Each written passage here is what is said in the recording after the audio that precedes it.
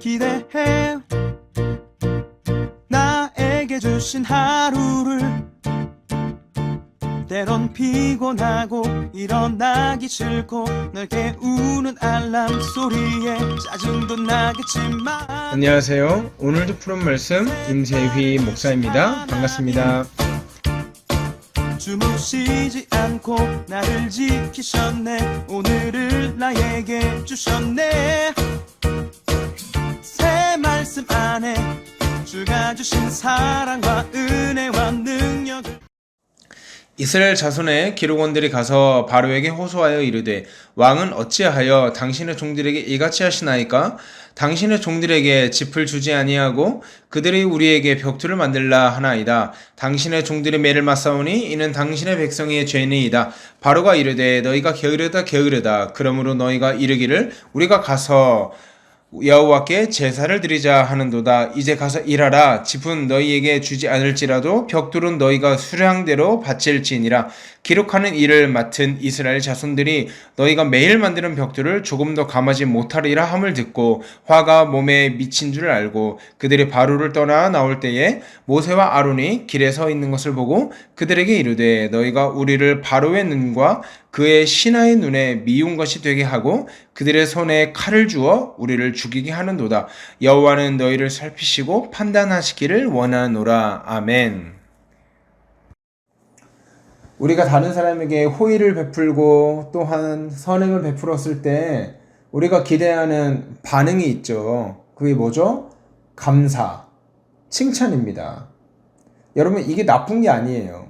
왜냐면 사람과 사람 사이에는 암묵적이고 보편적인 매너가 있어요. 어떤 일종의 룰이 있단 말이에요. 그게 뭡니까? 도움을 받았으면 어떻게 해야 돼요? 고마워하는 게 매너예요.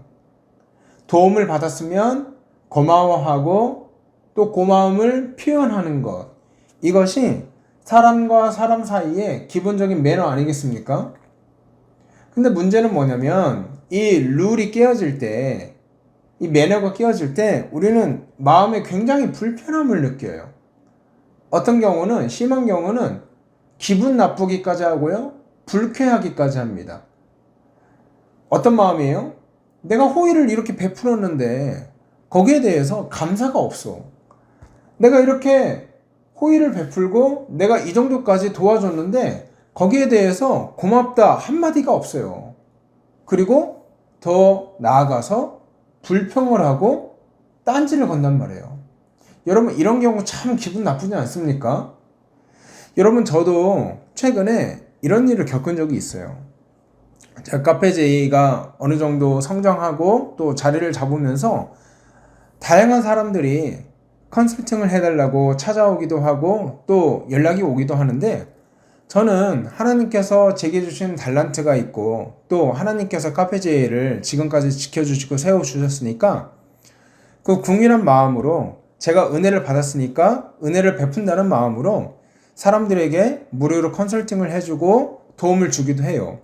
그러면은 10명 중에 9명 정도는 야, 대표님 덕분에 매출이 늘었어요. 손님도 많아졌어요. 하고 굉장히 고마움을 표현하는데 그 중에 1명 정도는 오히려 불평을 하고 배은망덕하게 행동하는 경우가 있더라고요. 그런 경우 제가 굉장히 불쾌하고 굉장히 기분 나빠서 한동안 굉장히 많은 스트레스를 받았던 적이 최근에 있었어요. 그래서 이것을 예고라도 하듯이 이것을 예언이라고도 하듯이 영화배우 유승범 씨가 이런 대사를 했던 것 같아요. 그 명대사가 있지 않습니까? 호의가 계속되면 그게 권리인 줄 안다. 여러분, 제가 왜 이런 얘기로 오늘 설교를 시작하냐면 오늘 우리가 읽어본 본문에 모세와 아론도요 그런 어이없는 상황에 놓여 있기 때문입니다.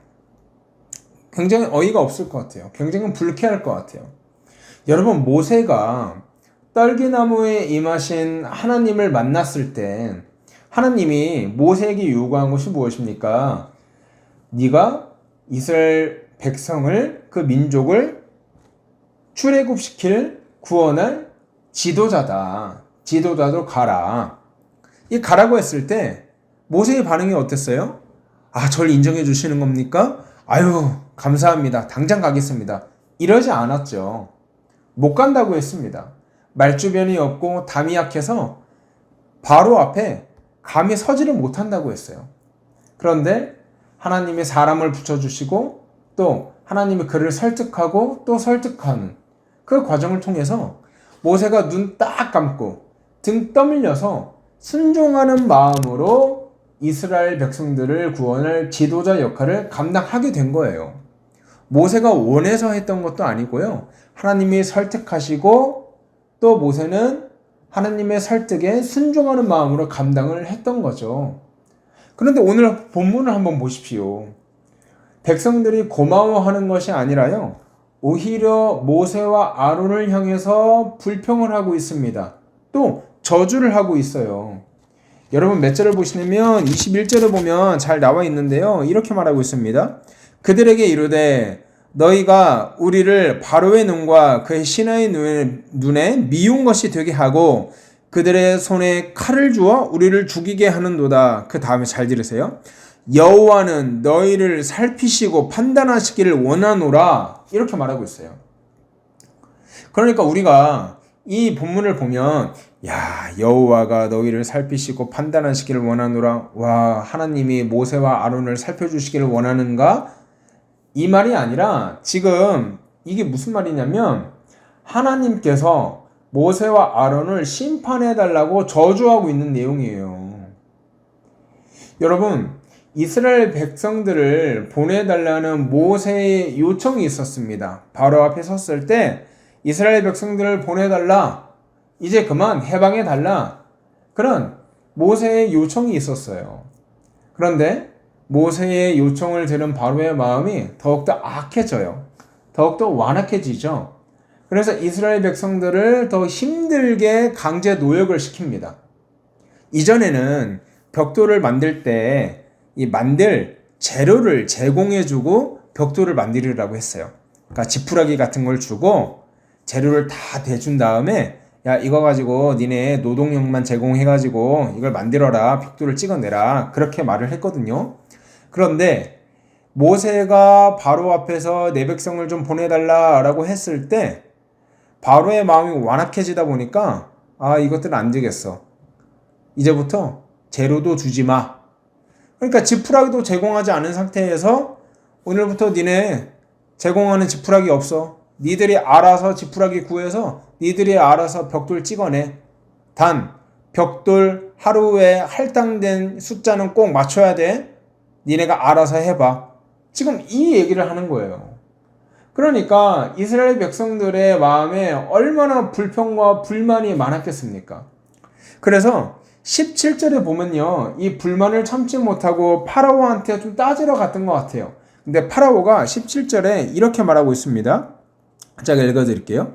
바로가 이르되 너희가 게으르다 그러므로 너희가 이르기를 우리가 가서 여호와께 제사를 드리자 하는도다. 이게 무슨 말이냐면 모세와 아론이 이스라엘 백성들을 좀 보내달라. 우리가 저기 나가가지고 하나님께 제사 드려야 된다. 그렇게 하면서 이 백성들을 출애굽시켜줄 것을 요구했거든요. 그러니까 바로가 그걸 건수로 잡아가지고 야, 니네가 지금 게을러지고 먹고 살만 하니까 지금 요딴 요구를 나한테 하는 거지? 알았어. 니네 더 빡세게 일해야 돼. 오늘부터 지푸라기도 제공하지 않을 거야. 지금 말씀을 풀어서 얘기하면은 딱 그런 상황이에요. 그러니까 이스라엘 백성들의 불평과 불만과 원망이 누구한테로 튀겠어요? 당연히 모세와 아론한테 튈 수밖에 없었던 거예요. 저것들이 괜히 하나님께 제사한다. 하나님께 예배한다. 요딴 소리 해대가지고 우리가 더 힘들게 노역을 하게 됐다. 지금 그 얘기를 하는 거 아닙니까? 그래서 20절에 이렇게 말하고 있어요. 그들이 바로를 떠나 나올 때 모세와 아론이 길에 서 있는 것을 보고선 저주했다고 말하고 있어요. 그러니까 어떻게 돼요? 불똥이 그쪽으로 튄 거예요. 사랑하는 여러분, 우리가 이 본문을 통해서 배울 수 있는 것이 무엇이 있을까요? 선행이 꼭 좋은 결과를 보장하는 것이 아니라는 거예요.